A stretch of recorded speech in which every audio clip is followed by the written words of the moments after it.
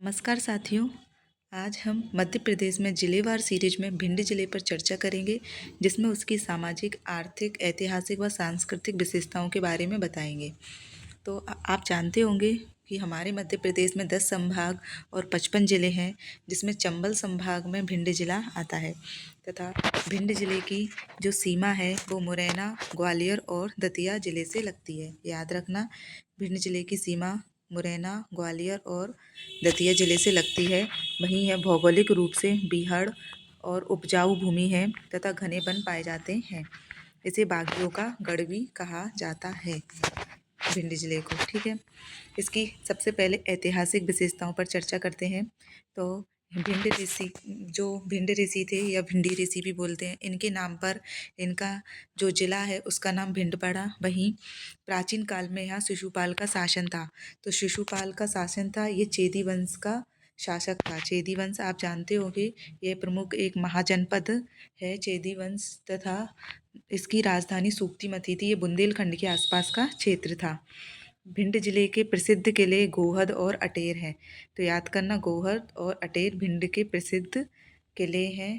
और 1948 में यह मध्य भारत का हिस्सा बना था। तो 1948 में जो 16 जिले बने थे उसमें से ये भी एक जिला बना था। लेकिन जब 1 नवंबर 1956 को मध्य प्रदेश राज्य का गठन हुआ तो यह मध्य प्रदेश का हिस्सा बन गया था। इसकी आर्थिक विशेषताओं के बारे में बात करें तो मालनपुर जो महत्वपूर्ण औद्योगिक केंद्र है वो भिंड में है। तो याद रखना है इसको कि मालनपुर जो औद्योगिक केंद्र भिंड जिले में है और यह इजराइल के सहयोग से लघु शस्त्र निर्माण इकाई स्थापित की गई है।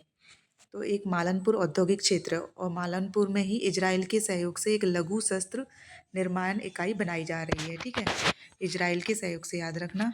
इसके अतिरिक्त सांस्कृतिक एवं पर्यटन विशेषताओं पर चर्चा करें तो यहाँ पर रावतपुरा सरकार रेणुका माता का मंदिर और बनखंडेश्वर मंदिर स्थित है।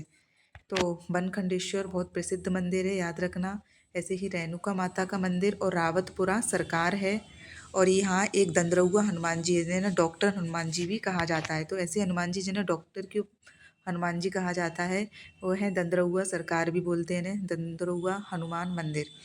ठीक है, और जो बनखंडेश्वर मंदिर है वो पृथ्वीराज चौहान के द्वारा निर्मित किया गया था और ये एक प्राचीन शिवालय है, अर्थात शिव मूर्ति यहाँ पर है। भौगोलिक विशेषताओं पर चर्चा करें, जैसे कि हमने बताया था कि ये उपजाऊ भूमि है तथा यहाँ घने वन पाए जाते हैं। लेकिन यदि बात करें तो मध्य प्रदेश में सबसे कम वर्षा वाला क्षेत्र यहीं पर है, जिसका नाम है गोहद। तो गोहद, भिंड का जो गोहद क्षेत्र है वहाँ सबसे कम वर्षा होती है। और मध्य प्रदेश में औसत वार्षिक वर्षा होती है 112 सेंटीमीटर। लेकिन भिंड के गोहद में सबसे कम वर्षा होती है और भिंड जिले में भी सबसे कम वर्षा होती है। क्षेत्र वाइज पूछे तो क्षेत्र में भी गोहद में सबसे कम वर्षा होती है और जिले में भी भिंड में सबसे कम वर्षा होती है। और भिंड जिले में सबसे कम एसटी हैं। तो न्यूनतम अनुसूचित जनजातियों की जो जनसंख्या अनुपात में, जनसंख्या में भी और प्रतिशत में भिंड में सबसे कम एसटी पाए जाते हैं, याद रखना। इसके अतिरिक्त सबसे कम लिंगानुपात भी भिंड में पाया जाता है। तो कम लिंगानुपात, सबसे कम अनुसूचित जनजाति जनसंख्या, और ये लिंगानुपात कितना है, 837 प्रति 1000। तो 1000 लड़कों पर 837 ही लड़कियां पाई जाती हैं। और वहीं इसके अतिरिक्त भिंड की जो प्रमुख नदियां हैं वो हैं चंबल, सिंध, कुंवारी, पाहुज। आपको पता है यहाँ से चंबल नदी गुजरती है और सिंध नदी। इसके अतिरिक्त सिंध की सहायक नदी हैं कुंवारी और पाहुज भी निकलती हैं। और इसके अतिरिक्त अभी 17वां नगर निगम बनाया गया है भिंड को। इससे पहले 16 नगर निगम थे, लेकिन ये इम्पोर्टेंट फैक्ट है कि 17 नगर निगम हो गए हैं और ये 17वां नगर निगम भिंड जिले को बनाया गया है। और भिंड को बागियों का गढ़ या डकैतों की भूमि भी कहा जाता है, जैसा कि आप सभी जानते होंगे। तो पेपर के अकॉर्डिंग भिंड जिले के लिए इतना ही इम्पोर्टेंट था। तो थैंक यू, जय हिंद।